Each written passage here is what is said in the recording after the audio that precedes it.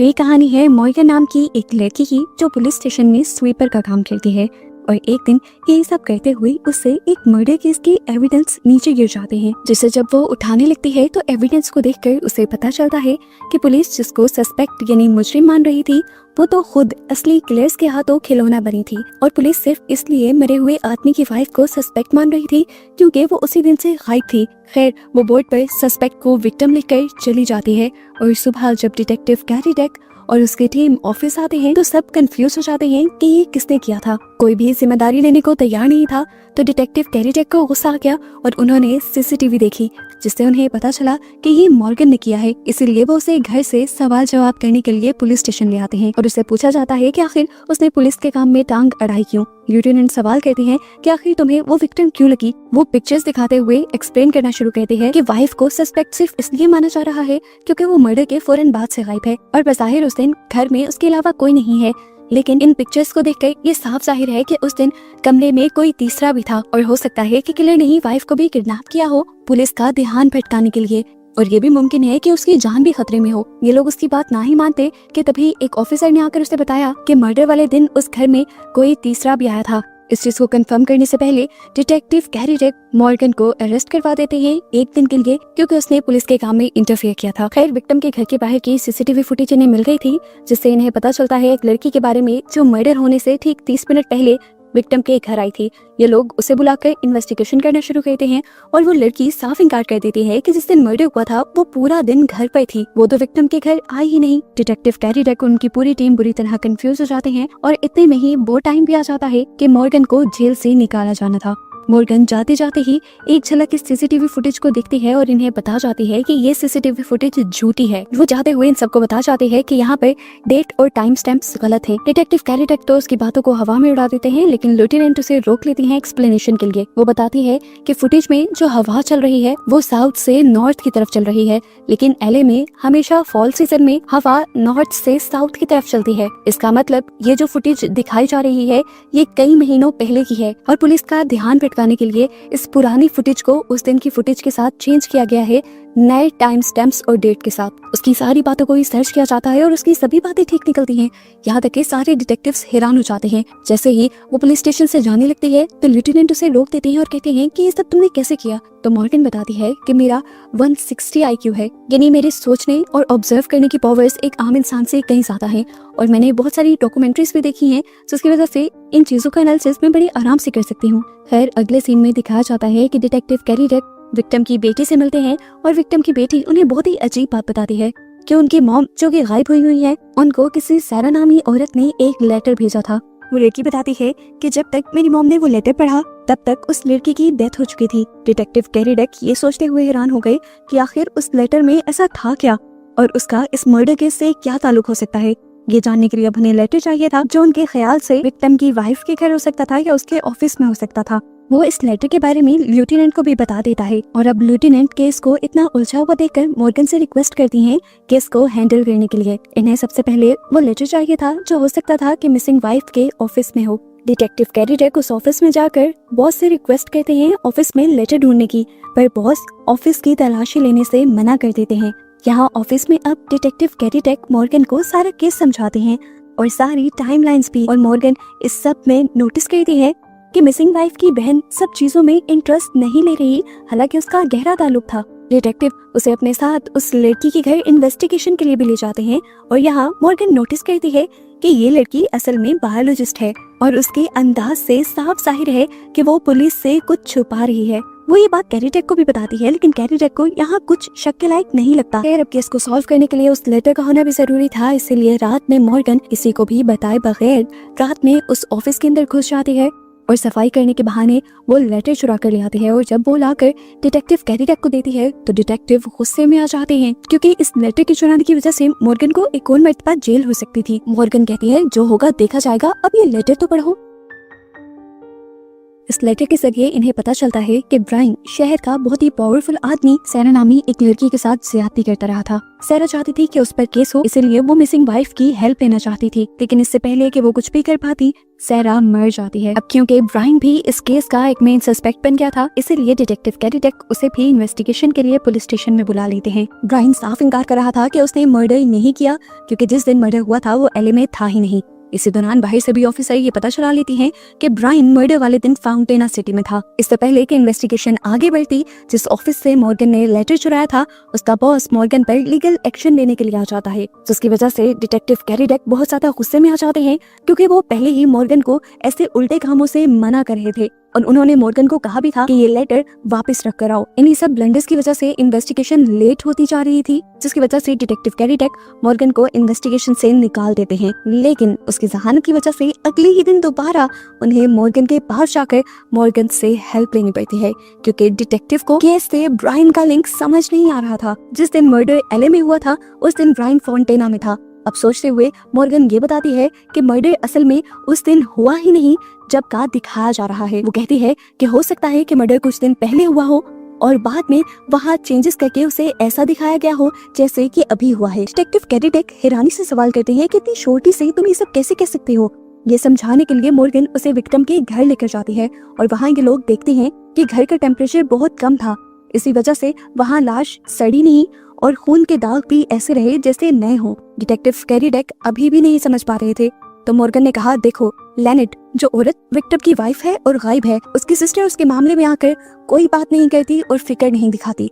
जब हम उसके घर जाते हैं तो हमें उसके घर पे बहुत सारे फाउंटेना के आर्टिफैक्ट दिखते हैं, जिसका मतलब वो भी रिसेंटली फाउंटेना शहर में गई है। ट्विस्ट ये नहीं है कि वो फाउंटेना गई थी, ट्विस्ट ये है कि वो फाउंटेना उन्हीं डेट्स में गई थी जिस डेट्स में ब्रायन फाउंटेना गया था। और यहाँ पे सारी चीजें ये शो हो रही हैं कि उन्हीं डेट्स में मर्डर हुआ है। इन सब चीजों से आसानी से अंदाजा लगाया जा सकता है कि ब्रायन उसका बॉयफ्रेंड था। ब्रायन को जब पता चला कि लेनेट सैरा का केस लेने वाली है तो ब्रायन के खिलाफ वो उसकी बहन को लेकर आया ताकि लेनेट पीछे हट जाए। उन्होंने लेनेट को जरूर धमकी दी होगी और जब लेनेट के हस्बैंड ने उन्हें डराने के लिए बंदूक उठाई तो ब्रायन उससे डरा नहीं बल्कि उसने गन छीनने की कोशिश की और इस सब में लेनेट के हस्बैंड को गोली लग गई। अब ये केस एक मर्डर का बन गया था। ये सब छुपाने के लिए इन्होंने लेनेट को पहले बंदी बनाया, क्योंकि लेनेट की बहन बायोलॉजिस्ट थी, इसीलिए अपने ब्रायन को बचाने के लिए उसने सारी प्लानिंग की।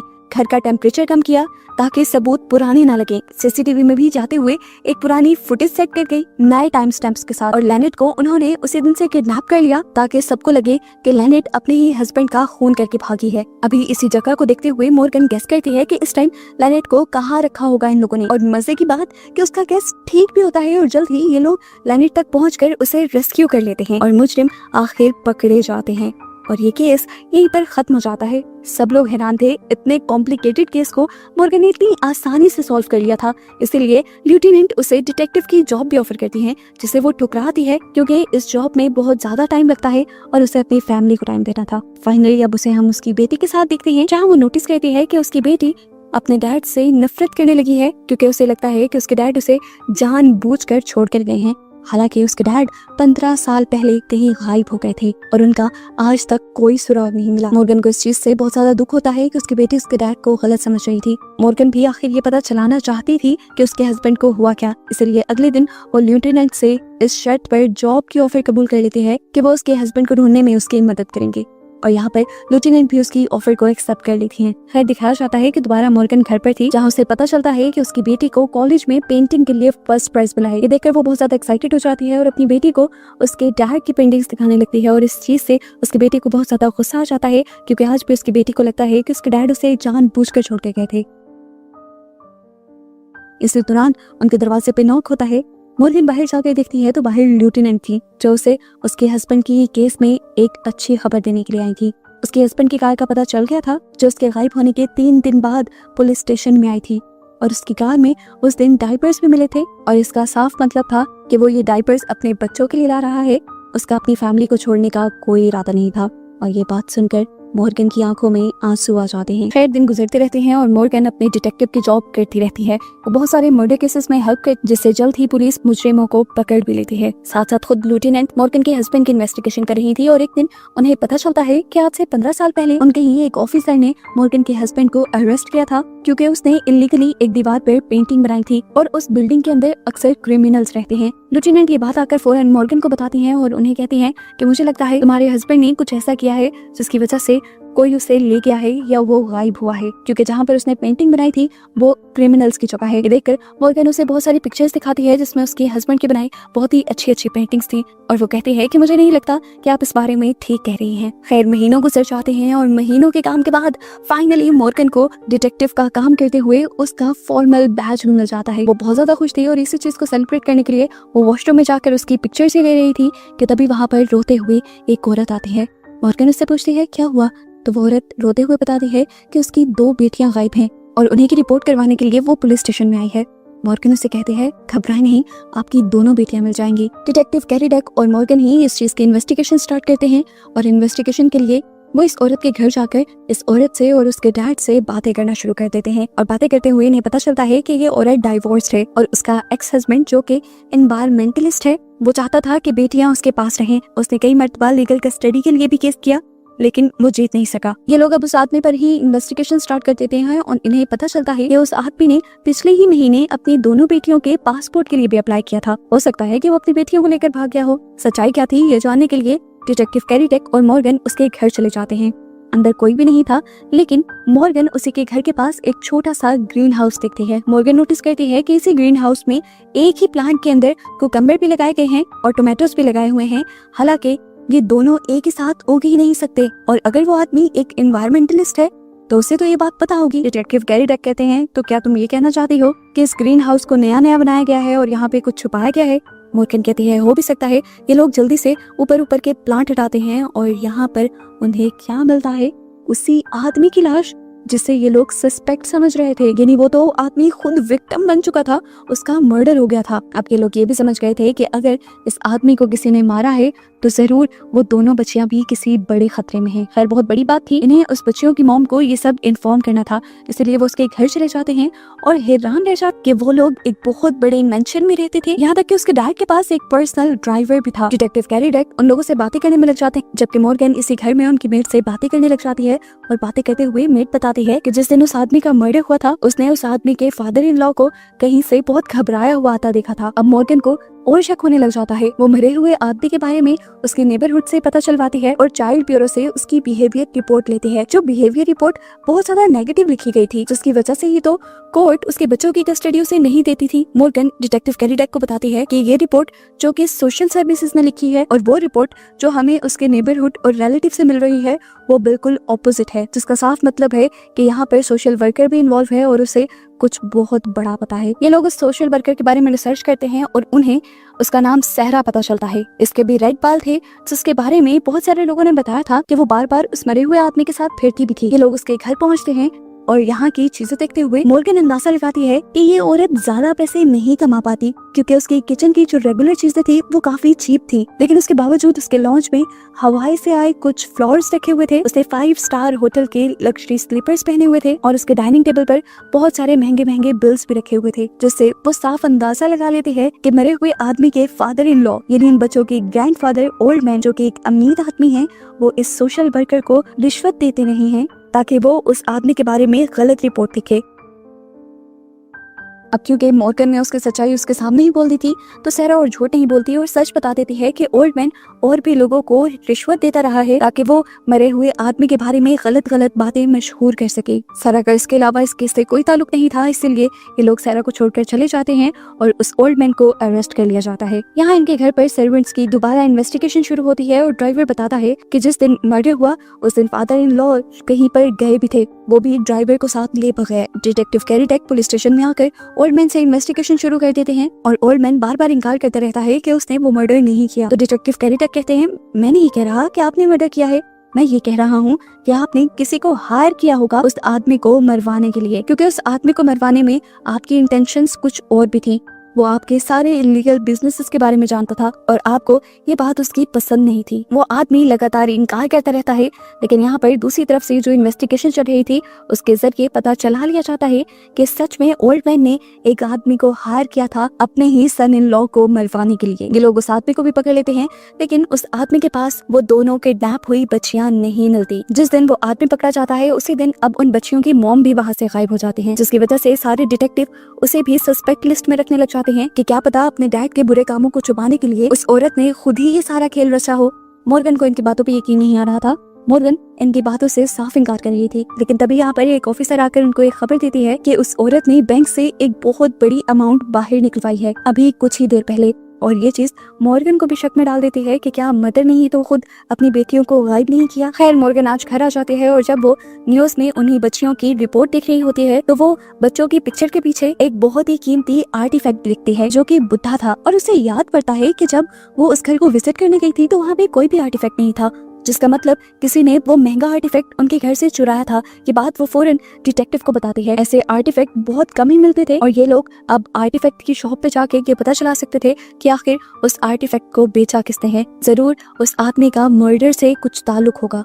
ये लोग जब इन्वेस्टिगेशन के लिए वहाँ जाते हैं तो देखते हैं कि बच्चों की मॉम पहले से ही वहाँ थी और वहाँ पर और भी कुछ आर्टिफैक्ट्स बेचने के लिए आई थी। ये देखकर मॉर्गन हैरान हो जाती है और उसे पूछती है आखिर तुम्हें क्या जरूरत है बैंक से इतने पैसे निकलवाने की और ऐसे आर्टिफैक्ट बेचने की। तो यहाँ पर वो औरत मॉर्गन को सच बता देती है कि असल में मुझे किडनैपर की कॉल आई थी और उन्होंने पैसों की डिमांड की है। मुझे पैसों की जरूरत थी इसलिए मैंने वो पैसे निकलवाए। किडनैपर ने मुझे धमकी दी थी कि अगर मैंने पुलिस को बता दिया तो वो मेरे बच्चों को मार देगा, इसलिए मैंने आप लोगों को कुछ नहीं बताया। मॉर्गन को अब केस में कुछ समझ आ रहा था। वो डिटेक्टिव कैडिडेक को भी कॉल करके यहाँ बुला लेती है और ये दोनों इस मदर से वादा करते हैं कि तुम्हारे बच्चों को कुछ नहीं होगा और ना ही हम उस आदमी को पकड़ने के लिए कोई भी एक्शन लेंगे, हम बस पैसे देने के लिए तुम्हारे साथ जरूर जाएंगे। ये लोग उस जगह पर पहुंच जाते हैं जहाँ पर किडनैपर ने उन्हें बुलाया था। मदर उससे पैसे भी दे देती है और वो आदमी पैसे लेकर बच्चों को छोड़े बगैर वहाँ से भाग जाता है और यहाँ पे सभी लोग पैनिक कर जाते हैं। और तब डिटेक्टिव कैडिडेक सबको कहते हैं काम डाउन, रिलैक्स रहिए आप लोग, मैंने पैसों के बैग में एक ट्रैकर लगाया था जिसकी वजह से हम किडनैपर्स का पता चला लेंगे। ये लोग जैसे ही अपने लगाए ट्रैकर को ट्रेस करते हुए कार तक पहुँचते हैं, इन्हें इस कार के अंदर ना बच्चे मिलते हैं और ना ही पैसे। अब मॉर्गन यहाँ पर उस कार का रेडियो चलाती है जहाँ पर एक स्पेसिफिक शो चल रहा था। मॉर्गन को फौरन याद आया ये शो उस दिन उस घर में उनका ड्राइवर भी सुन रहा था, यानी क्या इस सब के पीछे उनका ड्राइवर इन्वॉल्व है। मॉर्गन को ये भी याद आता है कि उस दिन उसने कार ऐसी जगह पर पार्क की हुई थी जिसके साइड व्यू मिरर से उसे बच्चों की मॉम साफ दिखाई दे। इन सारी बातों से मॉर्गन ये कंक्लूड करती है कि जरूर वो ड्राइवर उस लड़की को पसंद करता है, लेकिन क्योंकि उसके पास पैसे नहीं थे इसीलिए उसने ये सारा ड्रामा किया। उसने बच्चों को किडनैप किया ताकि उसके पास पैसे आ जाएं और फिर वो ये ड्राइवर की नौकरी छोड़कर उस लड़की से शादी कर सके। वो कहती है कि हो सकता है कि मर्डर भी इसी आदमी ने किया हो और उन दोनों बच्चियों को भी किडनैप करके इसी ने छुपाया हुआ हो। ये लोग ड्राइवर से इन्वेस्टिगेशन शुरू कर देते हैं और पता चलता है कि मर्डर तो उसने नहीं किया था, लेकिन उसने उसकी बेटियों को किडनैप जरूर किया था। लेकिन जैसे ही वो माउंटेन पर गाड़ी को लेकर गया तो दोनों ही बेटियां उसकी चुंगल से भाग गई और अब उसे भी नहीं पता कि वो दोनों कहाँ हैं। ये देखते हुए सभी लोग ये जान जाते हैं कि दोनों बच्चियां खतरे में हैं और उसकी बताई लोकेशन पर बच्चों को ढूंढने के लिए चले जाते हैं। माउंटेन्स पर जाने पर मॉर्गन वहाँ पर बहुत सारी साइंस देखती है जो बच्चियों ने लगाए हुए थे उन्हें ढूंढने के लिए, क्योंकि उनके डैड एनवायरमेंटलिस्ट थे। ये सब उन्हें उनके डैड ने सिखाया था। इन्हीं क्लूज की वजह से आखिर इन्हें जल्द ही वो दोनों बच्चियां मिल पे जाती हैं और ये लोग उन्हें रेस्क्यू करके उनकी मदर के पास छोड़ देते हैं और ऐसे ये कॉम्प्लिकेटेड केस भी मॉर्गन सॉल्व कर देती है। खैर अब अगला दिन आ जाता है और मॉर्गन ने जैसे अपनी बेटी से प्रॉमिस किया था वो अपनी बेटी को पुलिस स्टेशन दिखाने के लिए पुलिस स्टेशन ले आती है, जहाँ पर उसकी बेटी वॉशरूम के लिए निकल जाती है और इतने में ही हम देखते हैं कि पुलिस स्टेशन के अंदर एक अजीब सी औरत घुस आती है। काफी चालाक थी ये औरत। एक ऑफिसर से गन खींचते हुए वो यहाँ पर जल्द ही सभी लोगों को बंदी बना लेती है और सब लोगों को ये शॉकिंग न्यूज देती है कि उसने पहले से ही पूरे पुलिस स्टेशन में जगह जगह बॉम्ब इम्प्लांट करवा दिए हैं। ये काम उसने अकेले नहीं किया था बल्कि उसका साथी भी यहाँ पे था। जब सभी ऑफिसर्स को धमकाते हुए उनके फोन लेने लग जाता है और इससे पहले कि वो मॉर्गन के पास आकर मॉर्गन का भी फोन ले लेता, मॉर्गन अपनी बेटी को इस बिल्डिंग से भाग जाने का एक अलर्ट मैसेज भेज देती है। अब मॉर्गन की बेटी इस चीज को सुनती नहीं और वो वापस अपनी मदर के पास आ जाती है जहाँ पर अब गोलियां चलने की आवाजें आ रही थी। यहाँ क्या दिखाया जाता है कि जो औरत जिसने सबको यहाँ पे हॉस्टेज बनाया हुआ था वो बताती है कि हमारे एक साथी को उन लोगों ने मर्डर के इल्जाम में अरेस्ट किया हुआ था और वो मर्डर उसने किया भी नहीं है। ये लोग कोर्ट तक भी गए अपने साथी को बचाने के लिए, लेकिन कुछ नहीं हो सका। वो औरत बताती है कि मैं सिर्फ अपने साथी को जस्टिस दिलवाना चाहती हूँ, इंसाफ दिलवाना चाहती हूँ और इसीलिए यहाँ आई हूँ। अब सारे डिटेक्टिव्स मिलकर वो सबूत इकट्ठा करेंगे जो उसके फ्रेंड को इंसाफ दिलवाएं और उसे मासूम जाहिर करें। इस ऑफिस के बाहर हम लेफ्टिनेंट और डिटेक्टिव कैरीडेक को देखते हैं, जिन्हें पुलिस स्टेशन में होने वाली हर चीज का पता चल गया था। वो इन दोनों लोगों के बारे में पता चलाते हैं जो पुलिस स्टेशन में घुस आए थे और इन्हें पता चलता है कि ये दोनों मिलिट्री ऑफिसर्स हैं। अब यही सोल्जर ऑफिसर के जरिए लेफ्टिनेंट को कॉल करवाती है और कहती है कि जल्द से जल्द एविडेंस ढूंढो, नहीं तो यहाँ पर जितने भी लोग हैं वो सभी मारे जाएंगे। अब उसके कहे के मुताबिक लेफ्टिनेंट और कैरीडेक उस केस को दोबारा रीओपन करते हैं और उस पर इन्वेस्टिगेशन स्टार्ट कर देते हैं। असल में हुआ ये था कि उनकी वैन के अंदर उनके सीनियर ऑफिसर को मरा हुआ देखा गया था और सारे एविडेंस इस आदमी के खिलाफ आ रहे थे, क्योंकि उससे पहले उसके सीनियर ऑफिसर से कोई लड़ाई हुई होगी। अभी तक ऐसा कुछ भी नहीं मिल रहा था जो उस आदमी को मासूम जाहिर कर दे। पुलिस स्टेशन के अंदर हॉस्टेज बने हुए डिटेक्टिव्स भी सारी केस की हिस्ट्री देख रहे थे और अभी तक लोगन नाम का ही वो बंदा जो अरेस्ट भी हुआ है वही मुजरिम नजर आ रहा था। लेकिन तभी मॉर्गन केस को बहुत अच्छे से देखती है और गौर करते हुए आगे जाकर बताती है कि मर्डर साइट से खून के धब्बों के दरमियान में एक प्रॉपर कॉर्नर बना हुआ था, जिसका मतलब था कि यहाँ पर पहले कोई पेज था, कोई पेपर था जिसे वहाँ से उठा लिया गया। उस पेपर में ऐसा क्या था, ये सस्पेंस की बात थी और जिसने उस पेपर को वहाँ से उठाया हो सकता है कि वो किलर हो। मॉर्गन जल्दी से लेफ्टिनेंट और डिटेक्टिव कैरीडेक को कॉल करवाती है जो उस आरवी वैन के अंदर थे। वो डिटेक्टिव से पूछती है कि क्या उन्हें यहाँ पर कोई पेपर मिला। डिटेक्टिव बताते हैं कि उसे उस आरवी वैन में कोई भी पेपर नहीं मिला, लेकिन यहाँ पर मेजर का लैपटॉप जरूर था।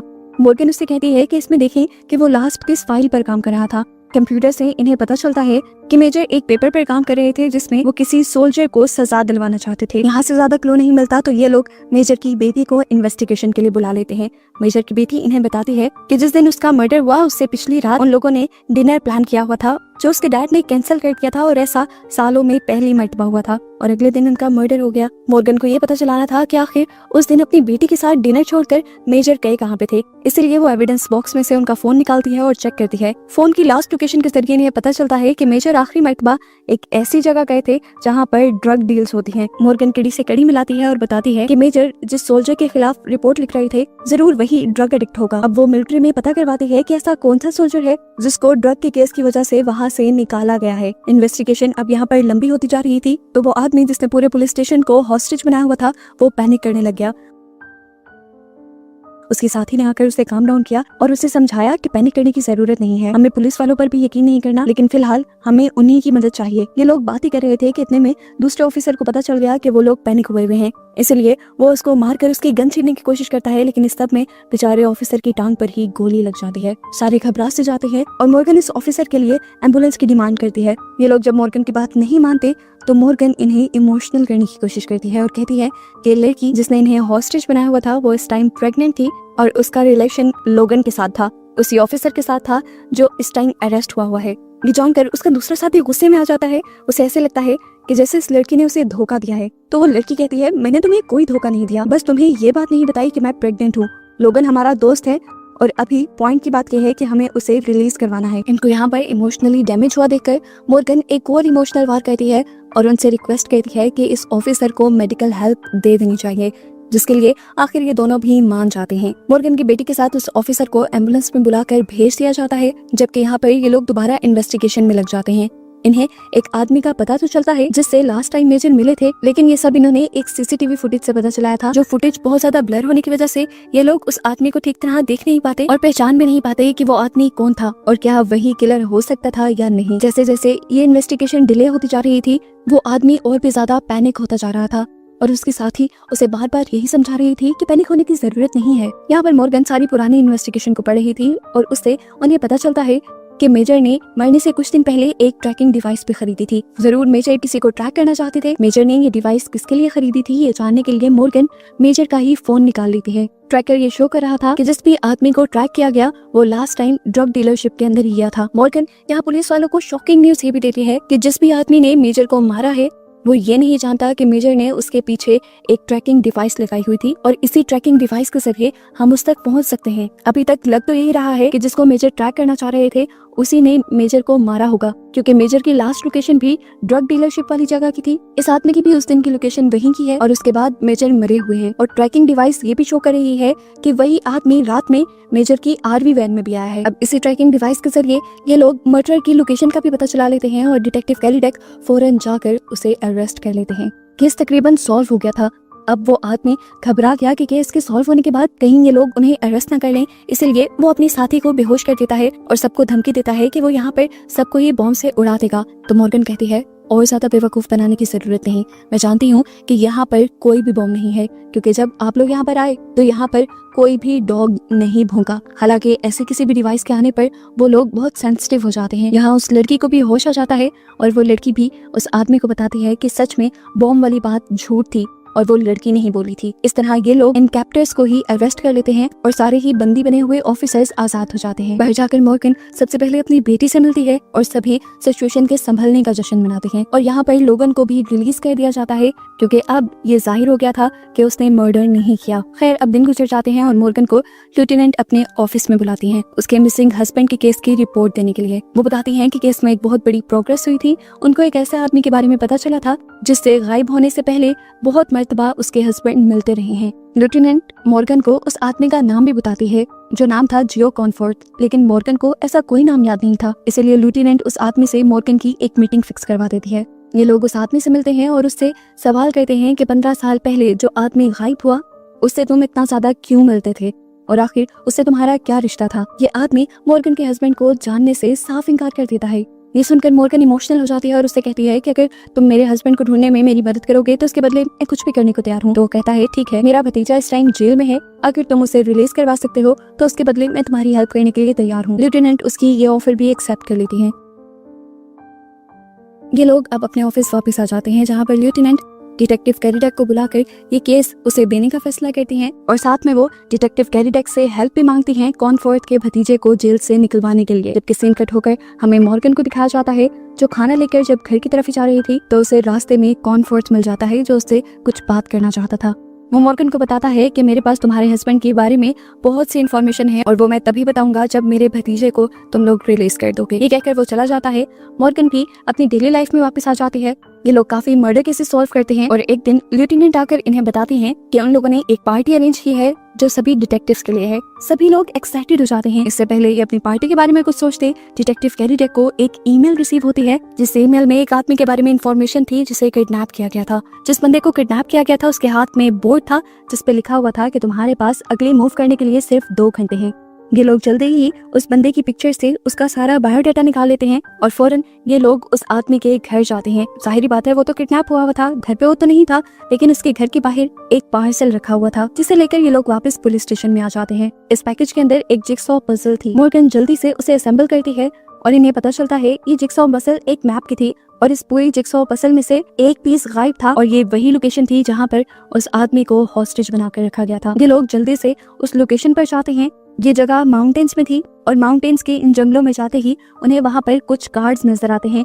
ये एक पजल थी और क्लूज भी थे उस आदमी तक पहुँचने के लिए। ये लोग सारी पजल्स को सॉल्व करते हुए जल्द ही उस जगह पर पहुंच जाते हैं जहां पर उस आदमी को बंदी बनाकर रखा गया था और उसे रेस्क्यू कर लिया जाता है। इस आदमी की तबीयत ठीक होने पर उससे पूछा जाता है कि उसे किडनैप किसने किया था और वजह क्या थी। उस आदमी को कुछ नहीं पता था। वो बताता है कि मैं एक दिन घर जा रहा था तो रास्ते में किसी ने मेरे ऊपर अटैक कर दिया और उसके बाद उसने मुझे हॉस्टेज बना लिया। वो बताता है कि जिसने उसे किडनैप किया था वो जबरदस्ती उसके साथ गेम्स खेलता था और हमेशा अपने मुंह पे एनिमे मास्क पहन के रखता था जिसकी वजह से वो उसका आज तक चेहरा नहीं देख पाया। इन सारी बातों को पता चलाने के बाद मॉर्गन इन चीजों का अंदाजा लगाती है कि जो भी वो किडनैपर है वो बच्चों के गेम्स से बहुत ज्यादा ऑब्सेस्ड है, क्योंकि पुलिस को भी उसने सारे क्लू गेम्स की सूरत में दिए थे। खैर रात होती है और मॉर्गन को दोबारा कॉनफोर्थ बुलाता है। कॉनफोर्थ उसे बताता है कि जिस दिन तुम्हारे हस्बैंड गायब हुए उससे कुछ दिन पहले वो तुम्हारी और तुम्हारी फैमिली की सिक्योरिटी के लिए बहुत ज्यादा परेशान थे और वो इन दिनों लाइलो फ्लिन नाम की किसी लड़की के साथ काम कर रहे थे। लेकिन मॉर्गन को लाइलो फ्लिन के बारे में कुछ भी याद नहीं था। अगले दिन मॉर्गन ऑफिस आती है तो अभी भी किडनैपर को ढूंढने की इन्वेस्टिगेशन चल रही थी। उसी साइको किडनैपर ने आज एक बेबी कॉट के अंदर 3 डॉल्स और क्लूज पुलिस स्टेशन में भेजे थे। जब सब लोग कंफ्यूज होते हैं तो एक ऑफिसर बोल उठता है कि मैं जानता हूँ किडनैपर को, वो एक थेरेपी ग्रुप का मेंबर है जो थेरेपी वो लोग लेते हैं जिनके अपने उनसे दूर चले जाते हैं। लेफ्टिनेंट उसी ऑफिसर को उस थेरेपी सेशन में जाकर उस आदमी का पता चलाने को कहती हैं और मॉर्गन को ये ड्यूटी देती हैं कि वो पता चलाए कि आखिर उस आदमी ने ये डॉल्स क्यों भेजी हैं। यहाँ पर वो ऑफिसर जब थेरेपी सेशन में जाता है तो इन्हें पता चलता है कि आज वो आदमी एब्सेंट है। ऑफिसर उन बाकी लोगों से इन्वेस्टिगेशन शुरू कर देता है और थेरेपी के लोग बताते हैं कि वो आदमी काफी अजीब था। उसकी बहन उसे छोड़कर चली गई थी, इसलिए वो थेरेपी लेने आता था। उसे ज्यादा मसला ये था कि जब से उसकी बहन गई थी तो उसके साथ कोई गेम्स नहीं खेलता था। फाइनली यहाँ से उसे उस किडनैपर के घर का एड्रेस मिल जाता है, जहाँ पर मॉर्गन और डिटेक्टिव कैरी डेक इन्वेस्टिगेशन के लिए जाते हैं। ये अपार्टमेंट इस तरह बिखरा हुआ था जैसे यहाँ पर किसी ने लड़ाई की हो। ये लोग जब लाइट ऑफ करके इस अपार्टमेंट को देखते हैं तो यहाँ पर एक स्पार्कलिंग लाइट से मैसेज लिखा हुआ था, जिसमें लिखा था कि तुम अंधेरे में कभी बात नहीं कर सकते। मॉर्गन को फौरन अंदाजा हो जाता है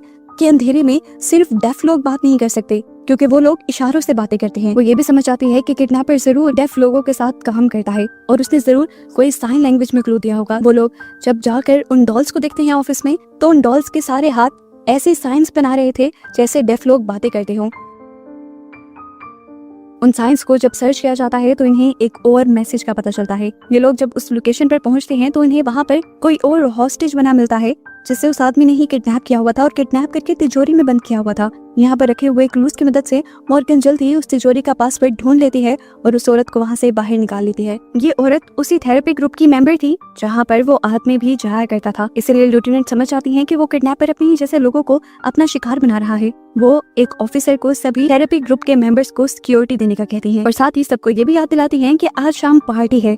इसलिए सब लोग तैयार होने के लिए घर आ जाते हैं और मॉर्गन भी घर आ जाती है जब उसे कॉनफोर्थ का मैसेज मिलता है, जो उसे एक लोकेशन और टाइम बताता है और कहता है कि अगर अपने हस्बैंड के बारे में और इन्फॉर्मेशन चाहिए तो वहाँ आ जाना। जबकि यहाँ पर डिटेक्टिव कैरी डेक अपने FBI के एक दोस्त से मिलते हैं। वो उनसे एक लड़की के बारे में पता चलवाना चाहते थे जो अक्सर मॉर्गन के हस्बैंड के साथ देखी गई है, जिसका नाम लाइलो फ्लिन था। जिसका नाम सुनकर FBI एजेंट भी हैरान हो जाते हैं और बताते हैं कि लाइलो फ्लिन भी अंडर कवर FBI एजेंट थी और 15 साल पहले वो मारी गई थी। जाते जाते ही FBI officer detective carry deck को एक फाइल भी देकर जाता है जिसमें लाइलो फ्लिन का पूरा बायोडाटा था। अब सीन कट होकर हमें उस ऑफिसर को दिखाया जाता है जो थेरेपी ग्रुप का मेंबर भी था और यहाँ पर डिटेक्टिव भी था। वो जब अपनी पुलिस पार्टी के लिए तैयार होकर निकलता है तो एकदम से गाड़ी में बैठते ही उसका एयर बैग फट जाता है और सामने हम किसी मास्क पहने आदमी को देखते हैं। यानी ये वही किडनैपर था जो अपने ही ग्रुप के लोगों को किडनैप कर रहा था और उसने अब डिटेक्टिव को किडनैप कर लिया था। यहाँ पार्टी में सभी लोग एंजॉय कर रहे होते हैं, लेकिन तभी सबको उसी ऑफिसर की कमी महसूस होने लगती है। ये लोग उसे कॉल भी करके देखते हैं, लेकिन वो कॉल भी रिसीव नहीं कर रहा था। इसलिए लेफ्टिनेंट एक ऑफिसर को उसके घर जाकर देखने को कहते हैं। जबकि यहाँ पर हम डिटेक्टिव कैरी डेक और मॉर्गन को डांस करता हुआ देखते हैं, जहाँ पर डिटेक्टिव कैरी डेक मॉर्गन से परमिशन मांग के वो उसके हस्बैंड का केस पूरी तरह डिटेक्टिव कैरी डेक को दे दे और उसे कॉनफोर्थ का नंबर भी दे दे, ताकि वो कॉनफोर्थ से कांटेक्ट करके उससे इन्वेस्टिगेशन करके मॉर्गन के हस्बैंड का पता चला सके। इससे पहले कि ये लोग कुछ कह पाते, इन्हें इमरजेंसी में उस ऑफिसर की कॉल आती है जो दूसरे ऑफिसर के घर उसे देखने के लिए गई थी। वो बताती है कि उस ऑफिसर की गाड़ी का एयर बैग फटा हुआ है और वो ऑफिसर गाड़ी में नहीं है और न ही घर पर है। इसी गाड़ी में से उसे एक क्लू भी मिला था जिससे इन्हें पता चला कि उस ऑफिसर को किडनैप करने वाला वही साइको किडनैपर है। ये लोग अपनी पार्टी छोड़कर उस पजल को सॉल्व करने में लग जाते हैं और जल्द ही मॉर्गन को ये पता चल जाता है कि पजल उस लोकेशन के बारे में है जिस बड़े से मेंशन के अंदर एक स्विमिंग पूल भी है। ये लोग फौरन वहां जाते हैं तो देखते हैं कि उस ऑफिसर को एक ऑक्सीजन मास्क पहनाकर उसी पूल के अंदर बांधा गया था। मॉर्गन और डिटेक्टिव कैरी डेक जाकर जल्द ही उसकी जान बचा लेते हैं। अगली सुबह दिखाया जाता है कि डिटेक्टिव कैरी डेक मॉर्गन के मिसिंग हस्बैंड के केस पर काम करना शुरू हो चुके थे। वो कॉनफोर्थ से मिलते हैं और उस पर बहुत ज्यादा रोब जमाते हुए आखिर उससे कुछ इन्फॉर्मेशन लेने में कामयाब हो जाते हैं। जबकि यहाँ पर हमें मॉर्गन को दिखाया जाता है जो अपनी फैमिली के साथ ग्रोसरीज करने के लिए गई थी और वहाँ पर एक लड़का उनकी हेल्प करता है। और जब ये लोग घर आते हैं तो ये अपने सामान में एक अजीब सा डब्बा देखते हैं जिसके पीछे एक स्टिकर लगा था और उस पे लिखा था यू आर द मॉर्गन। ये बहुत अजीब बात थी। इधर पुलिस स्टेशन के अंदर जिस ऑफिसर को किडनैप किया था उस किडनैपर ने उसी ऑफिसर ने उस किडनैपर का स्केच भी बनवा लिया था और जैसे ही उसे मॉर्गन को भेजा जाता है तो मॉर्गन फौरन पहचान लेती है कि ये वही लड़का था जिसने आज ग्रोसरी स्टोर में उसकी मदद भी की और उसकी ग्रोसरीज में ये अजीब सा पैकेज भी रखा। इससे पहले कि वो कुछ भी कर पाती, मॉर्गन को एक और कॉल रिसीव होती है जिसमें उसे पता चलता है कि उसके हस्बैंड आज भी जिंदा हैं। कहाँ हैं, क्या कर रही हैं, इसी मिस्ट्री के साथ ये सीजन यहाँ पर खत्म हो जाता है।